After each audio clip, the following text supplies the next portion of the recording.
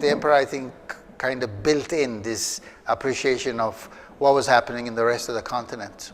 For many, many years, he could not trust anybody else. He himself was Minister of Education. He was really a very special, God-gifted person.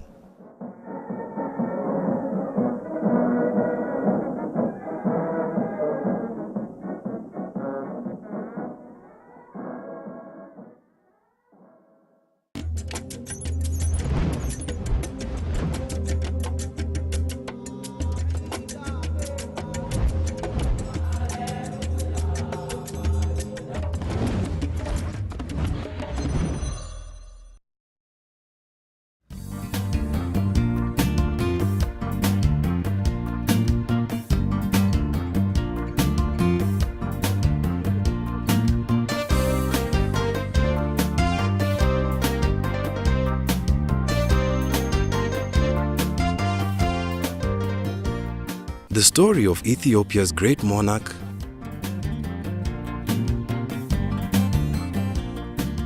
modernizer, and tragic hero Haile Selassie starts in the 1,000-year-old city of Harar.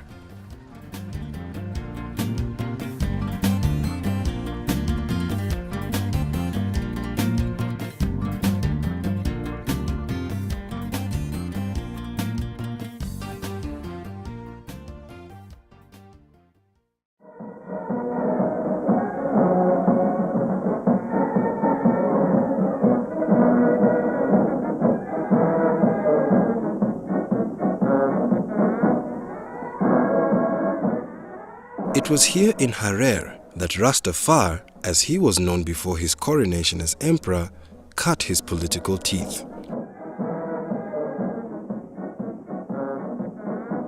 It also serves as a strong symbol of the difference between the ancient but primitive feudal society he grew up in and the modern nation he wanted to build. As a UNESCO World Heritage Site, Harar cannot construct new buildings within the old city's walls. But new buildings do go up outside the old city, and technology creeps in from all directions. So the coming year is holy war. Hopeful, no war, no problems. Jeff Pierce is a Canadian author who has spent 10 years working on a book about the country's war with Italy. In his decade of research, he has interviewed some of the top experts on Ethiopian history.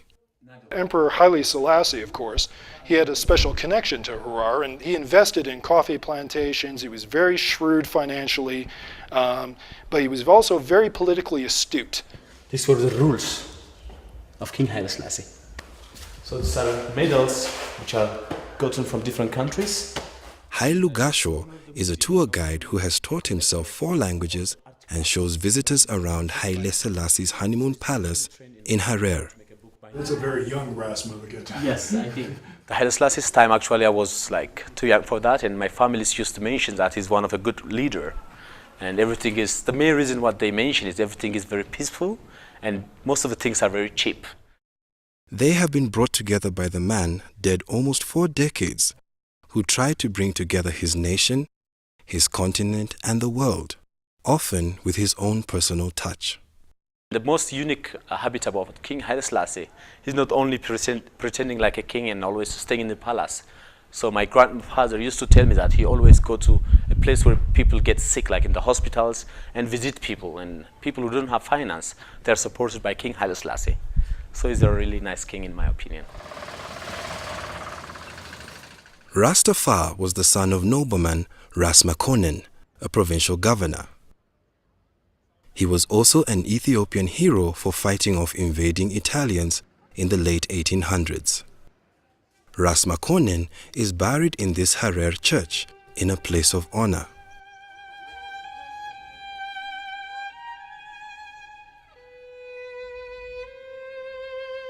His compatriots who died repelling the Europeans are buried underneath the church.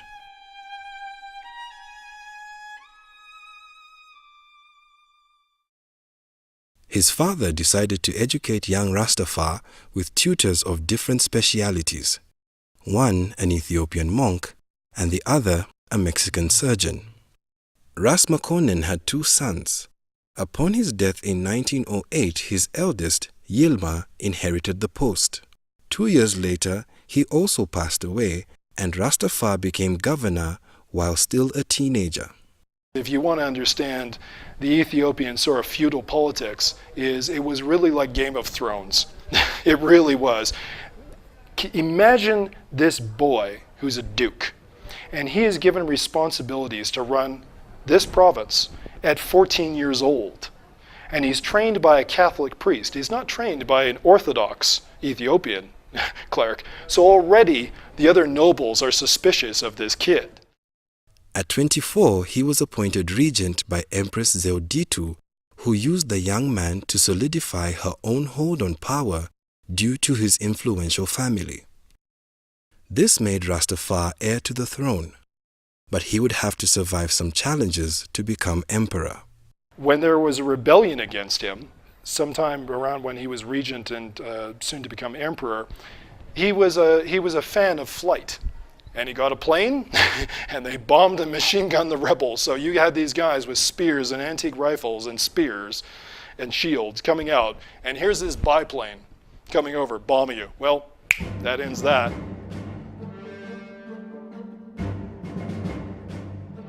Eventually, the empress passed on, and it was time for him to take the throne. This moved him from Harar through the Ethiopian countryside to the new capital of Addis Ababa.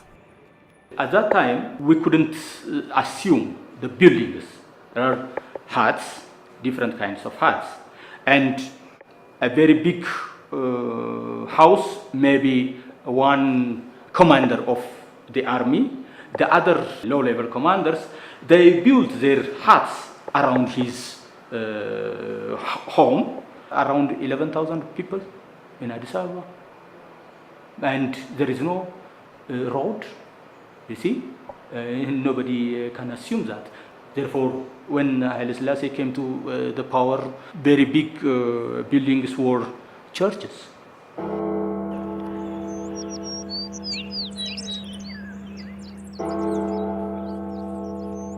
While Addis was still primitive, the new emperor had big plans and decided to build a world-class palace that would impress Ethiopians and foreign visitors alike.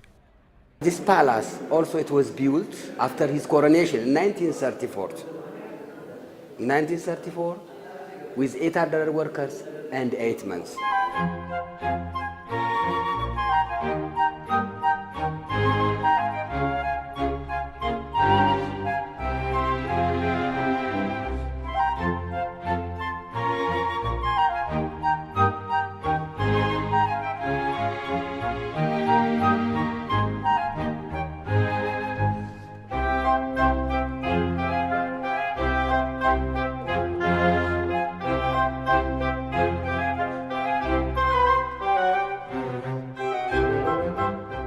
His palace is now part of a museum on the ground of the country's first university, which he himself founded.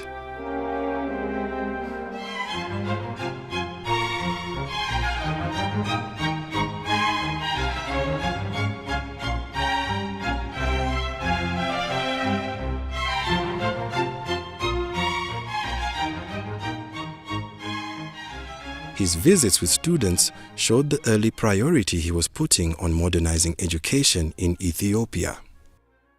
He used to visit many schools throughout the whole Ethiopia. He was encouraging students to learn. He was even giving us incentives by giving a small amount of money. He used to give us sweater and so on and so forth. So he was encouraging us to learn. I grew up in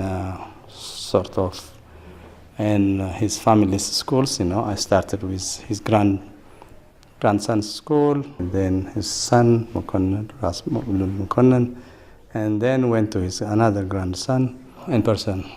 I had the opportunity once or twice to meet him. Haile Selassie wanted young people who could do more than just read or write, who would become diplomats, scientists, engineers, but he had to start with the basics.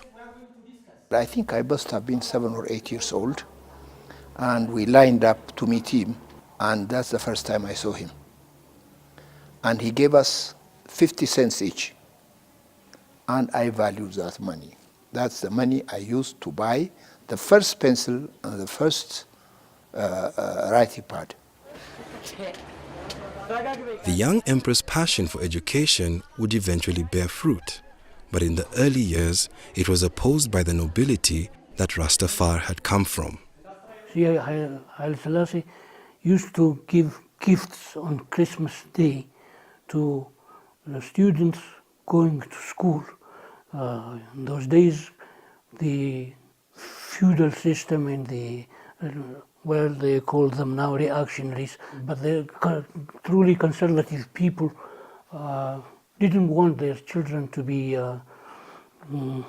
going to school and get contaminated by Western culture. But Haile Selassie was desperate to have educated people for his administration, for his services. And even the children, it is the servants' children that they sent to school. And his first ministers were composed of mostly commoners, not from the nobility. In order to push forward his agenda for modern education, he needed to win over this nobility, which he did by supporting tradition. Haile Selassie is a very good diplomat. He was also conservative. He tried to keep the tradition of Ethiopian people and the tradition of the monarchy, to keep his hierarchy. And he tried also to keep the throne. To unify the country and have everyone support his modern ideas, he would need to earn the loyalty of those from the country's other 80 tribes. Ethiopia is a federal state. There are 83 ethnic groups who represent 83 ethnic groups. Perhaps King Haile Selassie from 3 ethnic groups, Amhara, Oromo, and Gurage or Silde. Therefore, what was the rest? 83 ethnic groups, not easy. 80 ethnic groups, they have their own culture, their tradition, their belief. Even their traditional kings, they have it. Perhaps the most crucial factor that helped him to unify the country and gain acceptance for his modernization program was the support of the powerful Ethiopian Orthodox Church.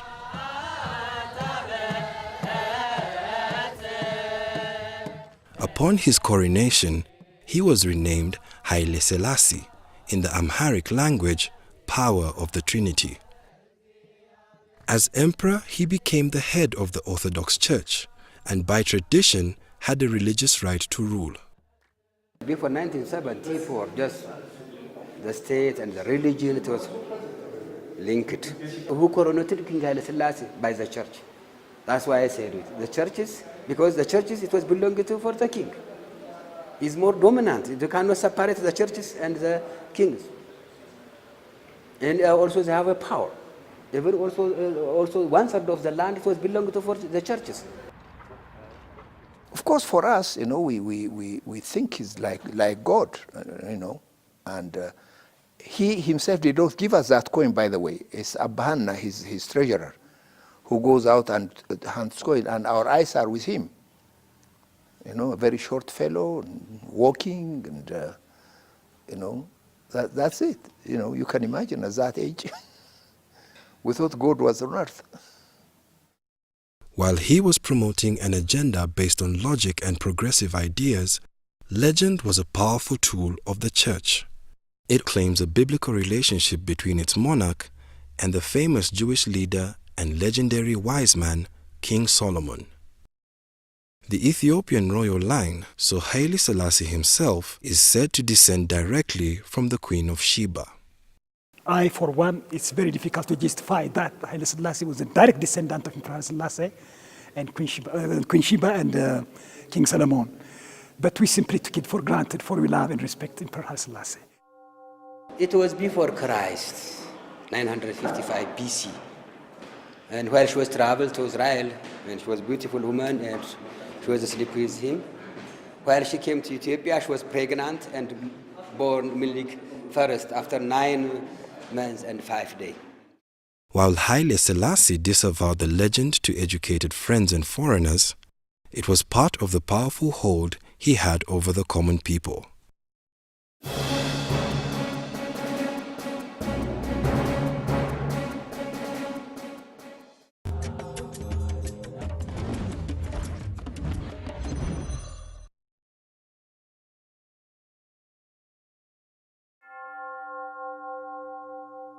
The emperor's religious authority would seem to make it easy to unify the nation.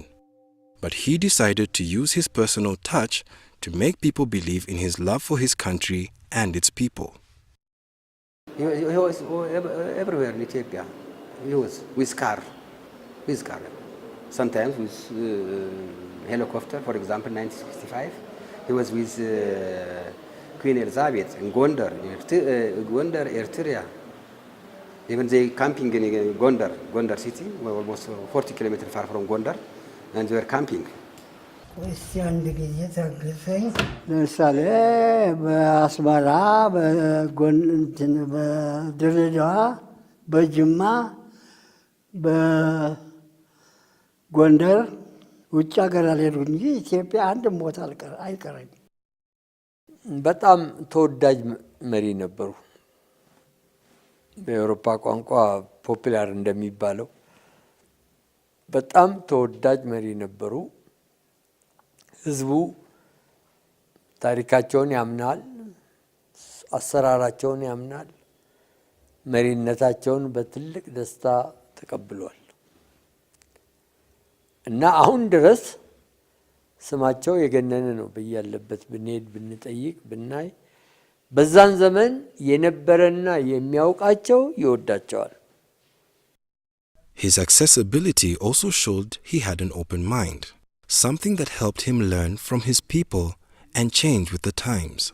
The other encounter was when I was in civil aviation school. It's very funny. I had a girlfriend, and in those days, you know, if you have a girlfriend, it has to be very, very secretive. So I was walking her home, and we made sure that we will not encounter her brother. So we took a small alley, and so we were walking, taking our time, chatting, car. And all of a sudden, we heard a small knock on the horn. We turned around. It was the emperor. We saw the flag. I pulled her out, and we bowed.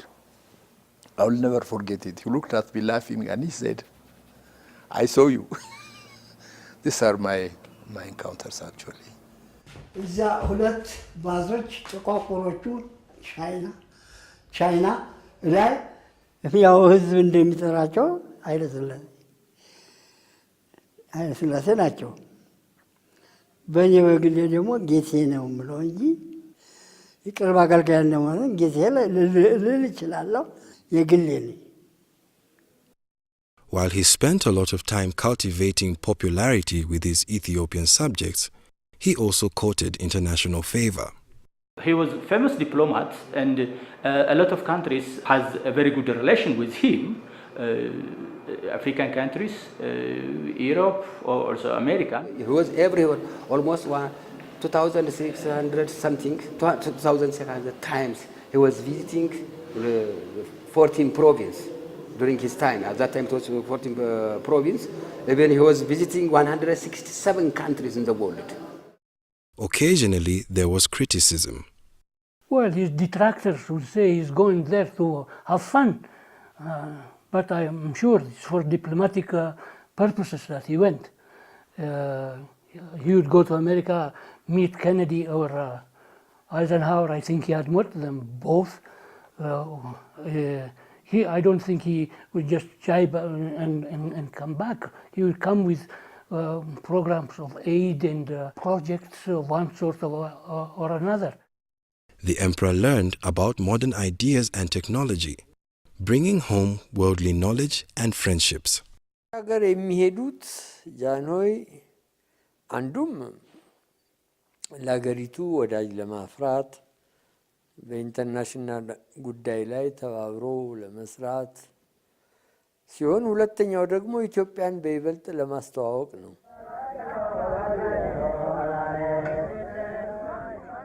Haile Selassie anticipated globalization, even on the modest scale of the 1930s. In 1923, he signed Ethiopia up to be the first African country to join the League of Nations, the forefather of the United Nations. I decided to come myself to defend the cause of my people before the Council of the League of Nations. I hope that the Council will be good enough to excuse me from reading the whole of my declaration. He saw his country being pulled between the development of an industrialized Europe and its place in its own still wild continent of Africa. He would send young Ethiopians, very talented young intelligentsia, off to the capitals of Europe to get an education, because he recognized that the country had to modernize. His initial choice appeared to be to lean toward Europe. There he mined ideas that would help build ministries, schools, and institutions that were aimed at taking Ethiopia from a primitive feudal state to a modern nation. ቀዳማዊ ሥላሴ አመራራቸው አስተዳደራቸው የተመሰረተው ኢትዮጵያን በዘመናዊ ስልጣኔ እንድትጠቀም ለማድረግና በአዲስ መልክ ለመምራት ነው። In 1931, he became the first absolute ruler to voluntarily write a constitution, which established a judicial system while still keeping most of the power of government in the emperor's hands. Until 1974, he shows different kinds of developments in the country. We couldn't deny these kinds of changes. The first constitution written in his monarchy time. The second constitution also improved by his power time. He tried to bring Ethiopia to civilization, to civilize the society, but how far he tried to bring this country, it has its own limitation. Haile Selassie was highly interested to have many modern scholars in Ethiopia to change, to bring fundamental change in terms of civilization and development as well. His early efforts to modernize his country through education had only 6 years to progress before tragedy struck. In 1936, fascist Italy decided once again to be the first European colonizers of Ethiopia.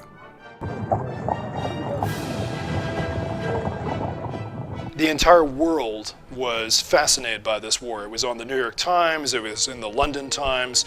20,000 black Americans were marching in Harlem over this war. There are battleships in the Mediterranean about to go to war with Italy over this war, and it was a precursor to the Second World War. It had a huge impact on world events. The emperor tried to use his connections to head off the Italian attack. He delivered an impassioned speech to the League of Nations, pleading for the world's interference. The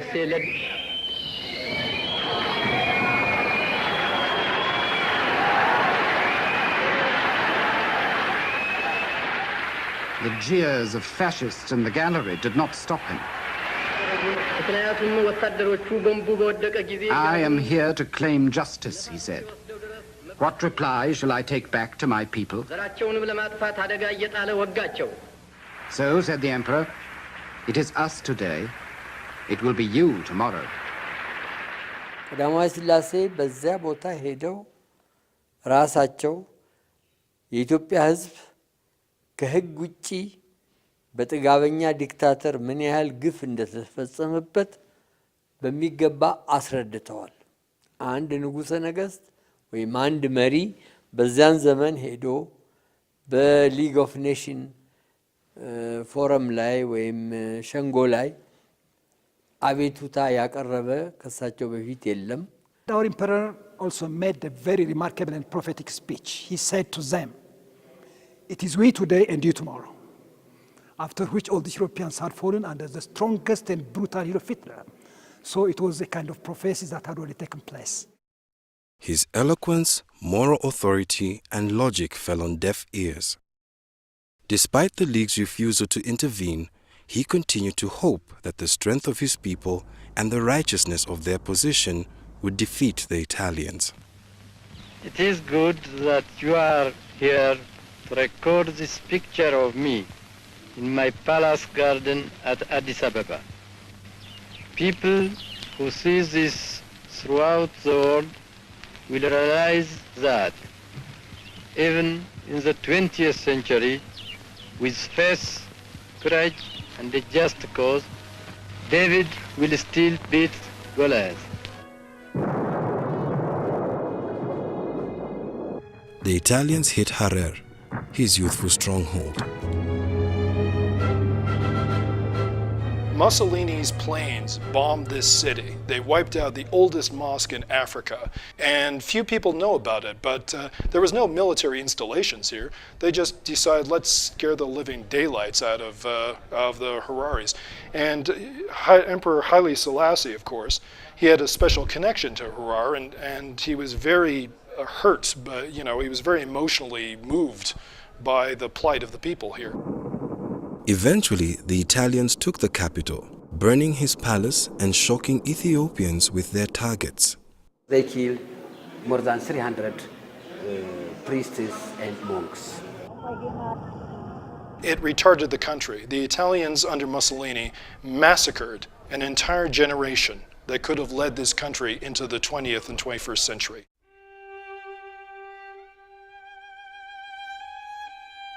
Haile Selassie went into exile in Bath, England in 1936.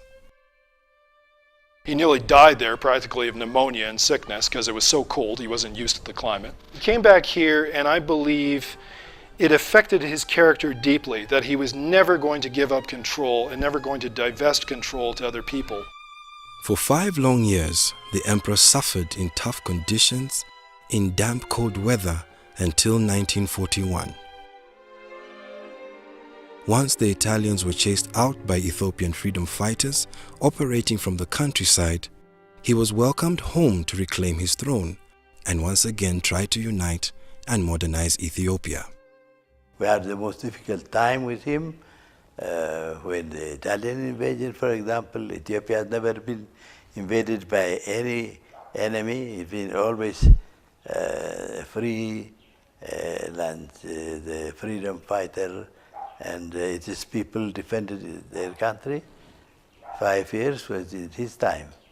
And he was lucky enough to actually regain the freedom and helped many of the African nations to get their freedom too. And so he was really a very special, God-gifted person. But his time away from home had given him some valuable perspective, and he would return with a plan on how to build a new Ethiopia and how to try and empower Africa so it could look after its own.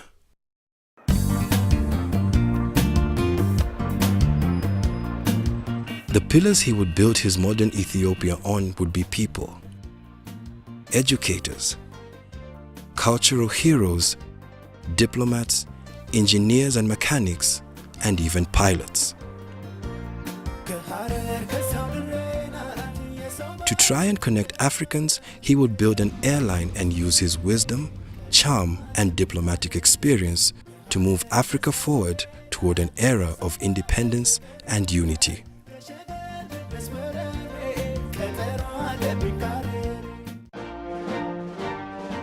After independence, he really wanted to modernize this country, this nation.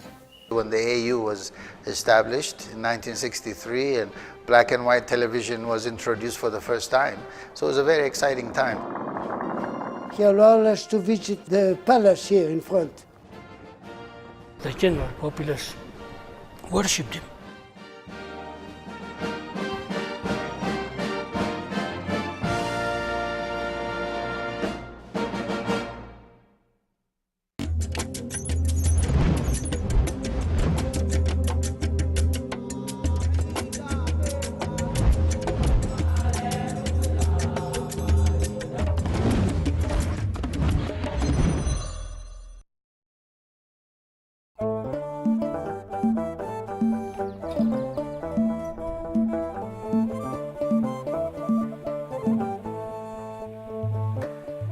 Haile Selassie's drive to modernize Ethiopia restarted with urgency after the Italian occupation ended and he was back in Addis Ababa.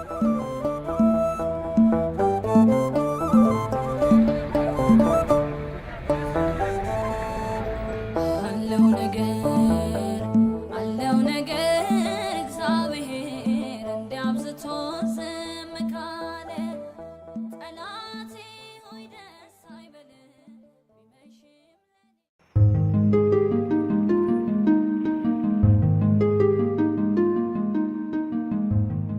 emperor's first order of business was to create an educated class of young people who could power his country forward with their intelligence and ability to adapt to new ideas in a rapidly developing world.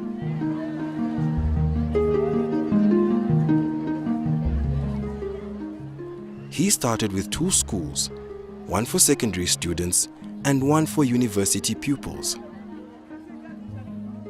He made education his priority. As a matter of fact, for many, many years, he could not trust anybody else. He himself was Minister of Education for many years.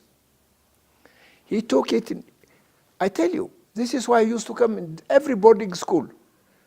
He was like our father, bring fruits and so on. እና በትምህርት በኩል በተለይም ራሳቸው ከ20 ዓመታት በላይ የትምህርት ሚኒስትርነቱን ስልጣን ይዘው አገሩን ይመሩ ስለነበረ ትምህርት ሚኒስቴርን ይመሩ ስለነበረ ብዙ የትምህርት ወጣቶች አፍርተዋል። Today there are hundreds of secondary schools throughout the nation and over 150 colleges or universities.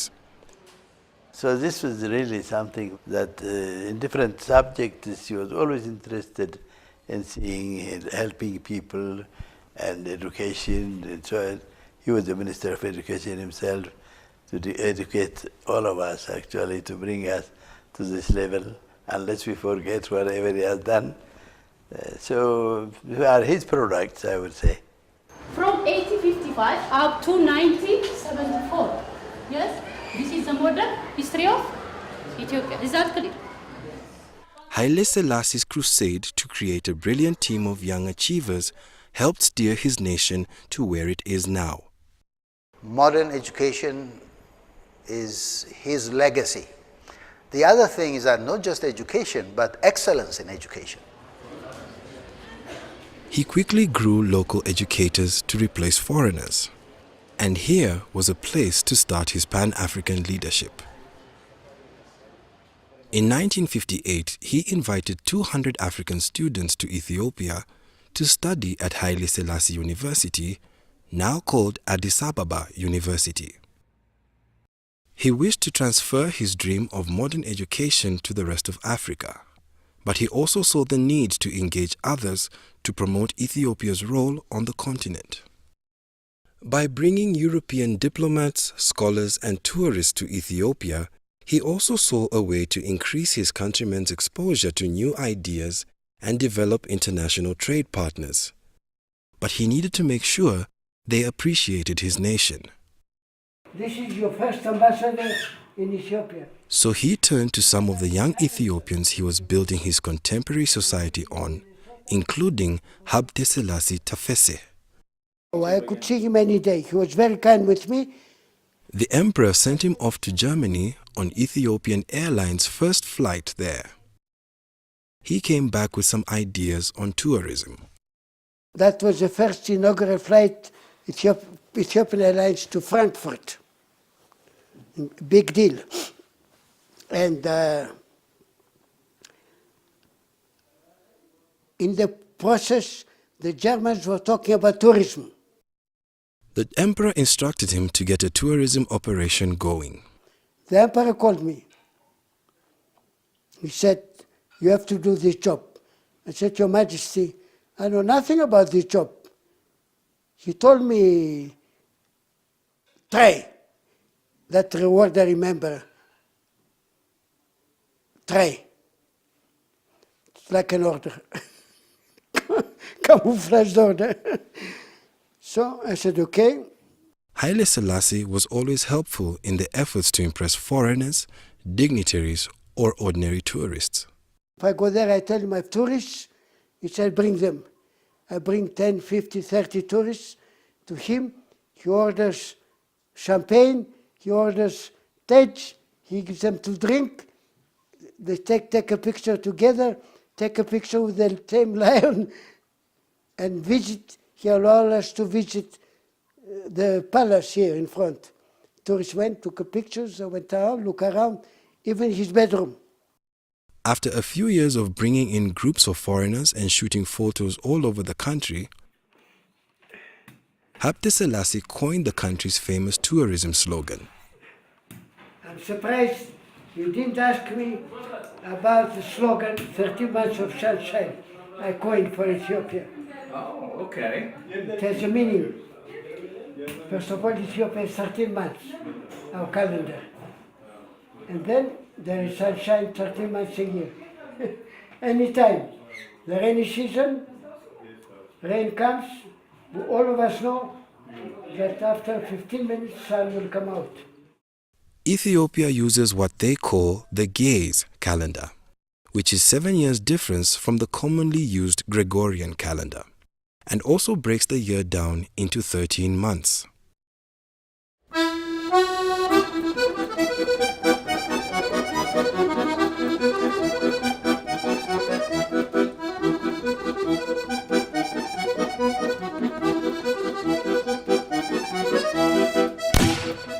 Another area that enjoyed the emperor's personal touch was culture, and in particular, theater.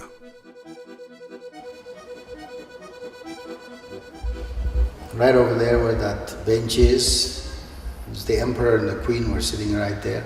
Actor Haimanot Alemu remembers when he was 9 years old and the emperor came to see a play at his school. He had come to see a play, and he brought the queen, and they both sat sort of where you are now. And the play was Molière's The Miser. Excellent actor. Makonnen Dori was so good. And so I sat there, and half the time I wasn't watching the play, I was watching the emperor. And I saw the play. It looked simple. It looked like a simple thing to do on stage, enough to bring an emperor to our school. And that's when I decided that I want to be an actor, and never changed my mind since. Haimanot's career blossomed with encouragement from the emperor and the occasional scolding. The emperor came, and I played the Italian collaborator, which is a character everybody loved to hate. And I have a very bad monologue where I really slam Ethiopia and Ethiopians, and he walked out of the theater and went to the palace. Then the 3 actors and the playwright were called to the palace and were given a dressing down. He was really upset.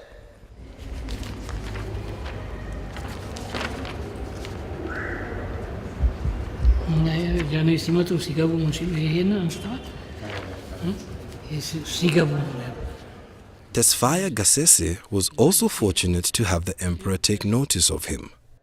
He was training to be a lawyer when Haile Selassie caught him performing. I was nervous when he came, but still I guess I was good enough to convince him it was a good performance. Called me in the morning to his palace, gave me his watch, asked me what my plans were. I said I'm going to go and study law. He said, I asked the minister beside him, how many students are going to study law? I think he answered 12. 12? Oh, that's quite a lot. So we have very many lawyers under training. We need someone in the theater. I said, they're the administrators of the theater, the managers and directors were white people. They didn't speak Amharic, the local language. And so he needs Ethiopians to replace them. So he said it was a sort of an order, you go and study theater. I graciously accepted it, and I don't regret it at all. I'm very happy with the profession. And he ended up as the manager of the National Theatre, as well as starring in countless performances. His favorite was Hamlet. I played Hamlet also for the emperor. That's another great play. That was the first Hamlet. I had were what we call first Ethiopian premieres by our prominent, later on prominent playwrights, were staged by me.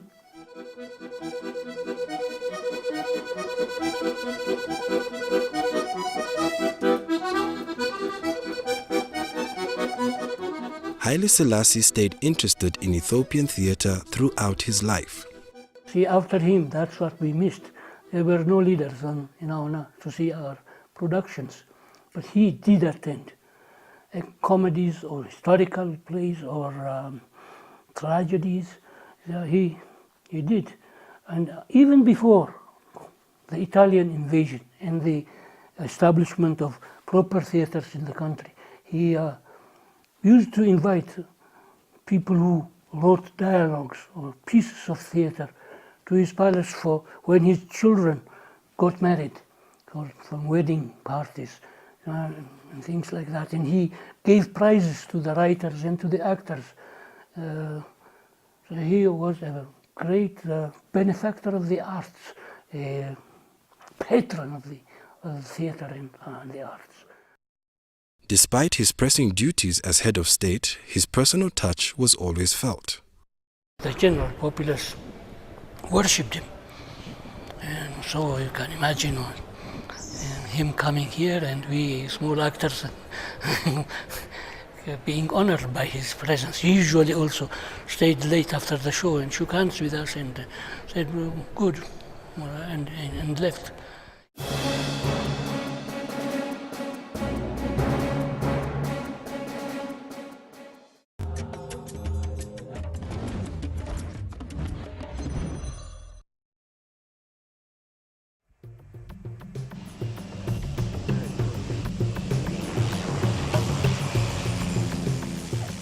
After Ethiopia suffered at the hands of the Italian Air Force during the 1930s occupation, one might guess that the emperor might have wanted one of his own for defensive purposes.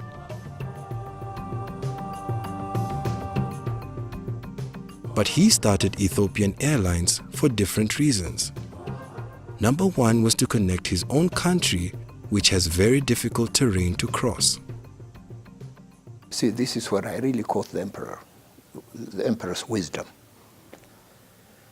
After independence, he really wanted to modernize this country, this nation. And all the provinces were far apart. And he knew the only way to connect these provinces would not be possible by road, because of the mountains and the terrain, it would be damn expensive. So he chose airplanes, and that succeeded.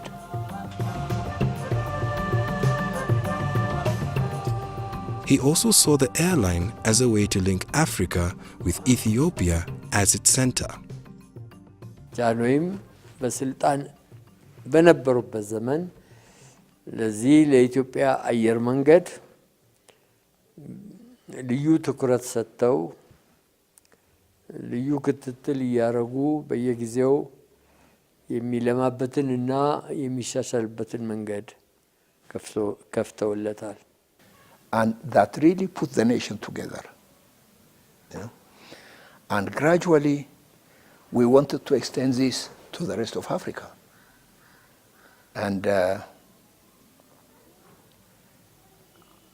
also we were very, very sure in the planning that since we are far apart from the rest of the world, we have to be independent. So we started our maintenance right away. While the early days at Ethiopian Airlines were tough financially, the effort paid off in more ways than one. The OA was started. There was no other flight than us connecting the nation. And I remember, I forgot the date now, IATA came up. Before IATA, every airline used to pay the tickets he wants to sell, for whatever price he wants to quote. Then IATA came, prices were regulated. All major airlines of the world were broke. Ethiopian Airlines made money.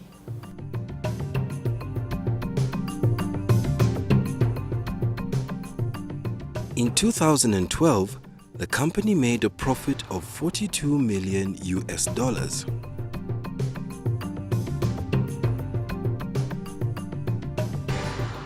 Connected to the rest of the world and Africa by air,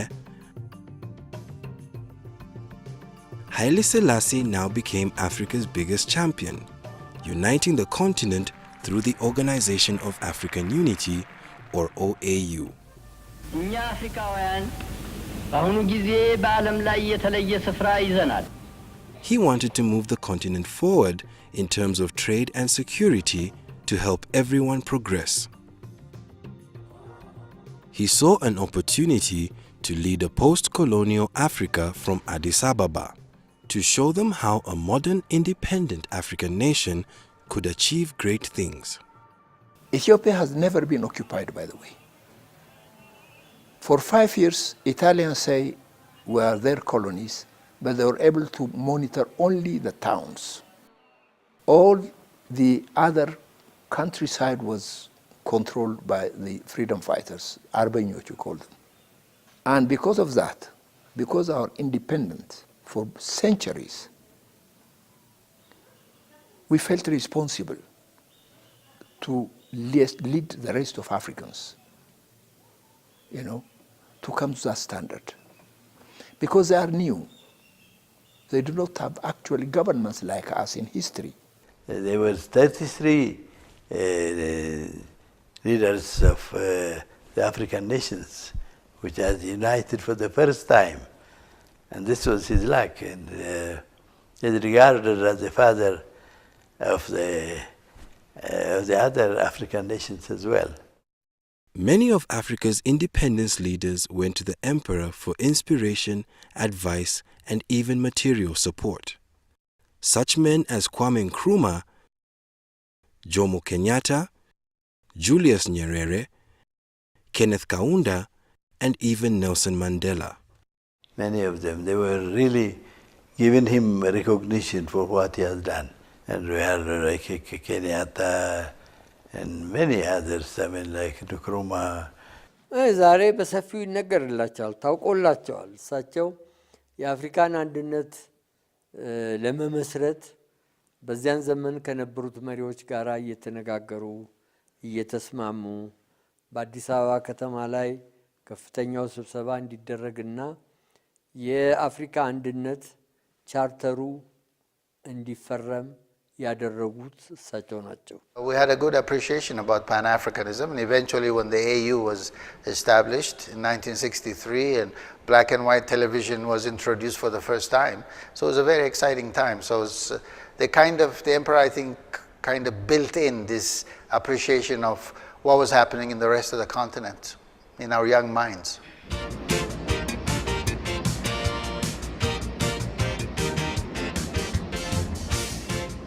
The OAU found a home in Addis Ababa, in part because Ethiopian Airlines could bring Africa's new leaders together here.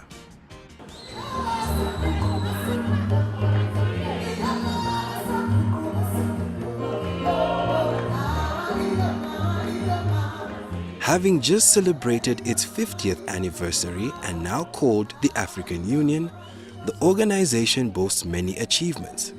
Achievements that would make the emperor proud. They include ending white minority rule in southern African nations, helping to create a new nation in South Sudan, and promoting stability in Somalia. Haile Selassie took a personal interest in promoting peace between African neighbors. His airline would prove to be crucial to his ability to go to flashpoints where his diplomatic skills would achieve dramatic results. I remember one incident, I think 1965, 66, I'm not sure of the date. Two nations were at the brink of war. Morocco and Algeria, I think. They had their troops, they are all ready. The emperor went there to the front line. We took him with the 720B. And I remember there was no jet start, a car that used the pressure to start the engine. So until the emperor negotiated, we kept one engine running for 6 hours. And we brought peace. That's what he did. Everywhere there is a problem, he used to go there with venture. And that continued, and that was what brought Africa really to what it is.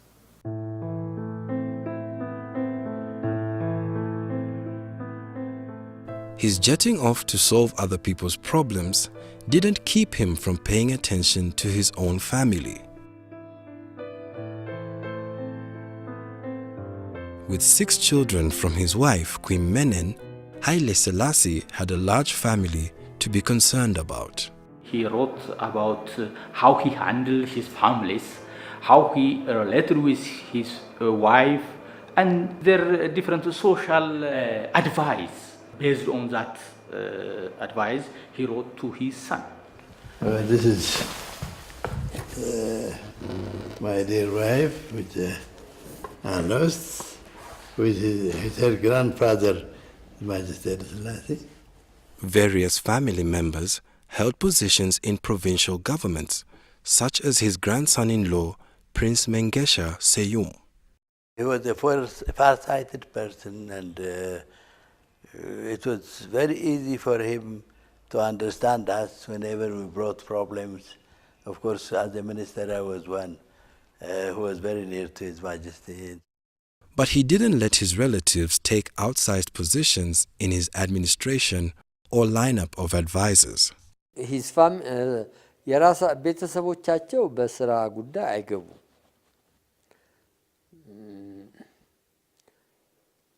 አንዳንድ ስራ ላይ የተካፈሉ ይኖራሉ። ነገር ግን እኔ ጃኖይ ዘመድ ነኝ፣ እኔ ጃኖይ ልጅ ቤተሰብ ነኝ ብሎ በአንዳንድ ሀገሮች እንደታየው ስልጣን አልታየም። He was worried about his wife's health, but as far as I know from that letter, their relation was very good.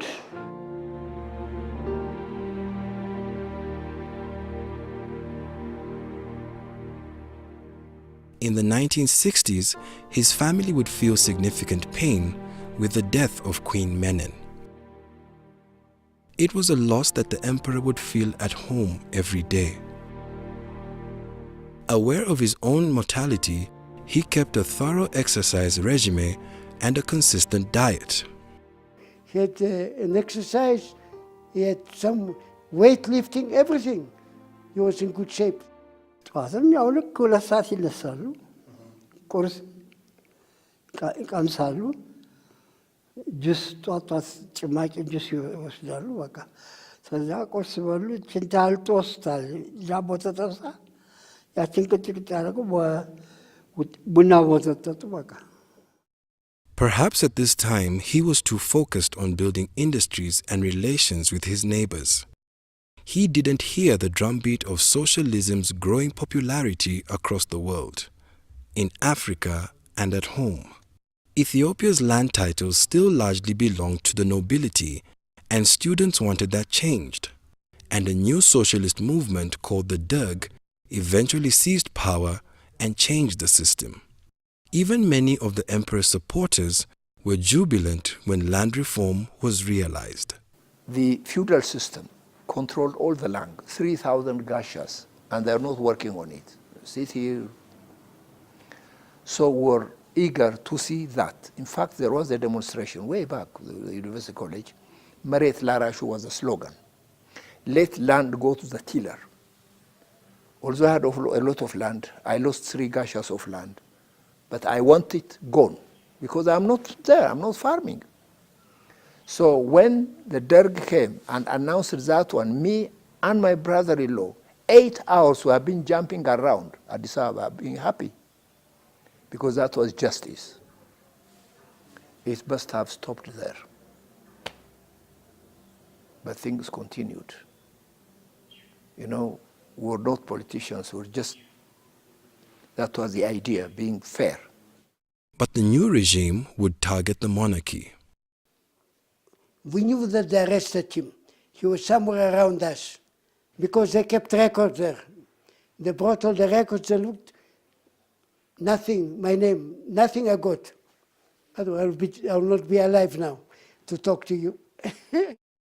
Haile Selassie's family members either fled or were jailed, as many were associated with his regime. My wife and my mother-in-law and Princess Sarah Gdao, the other princesses were the 4 sisters of my wife. My wife was caught, and I went to Sudan instead. And so I became the freedom fighter there. And while the other families have been detained here for 14 years. I was 8 years in prison with 56 counts. And stayed 8 years there. The first few days, they came in, they said, we'll judge you according to a law.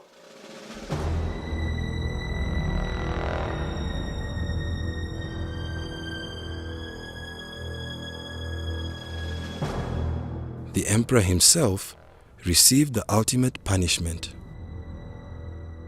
Some used to say he was shot, poisoned, suffocated. But we don't have any confirmation concerning the way how he died.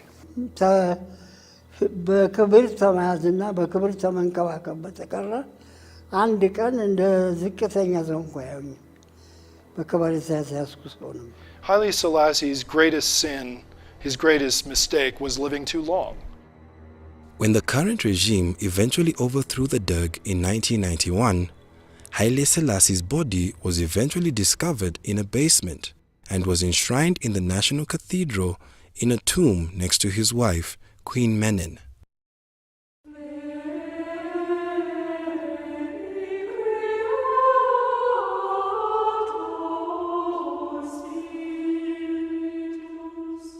Here we have 2 historical tombs.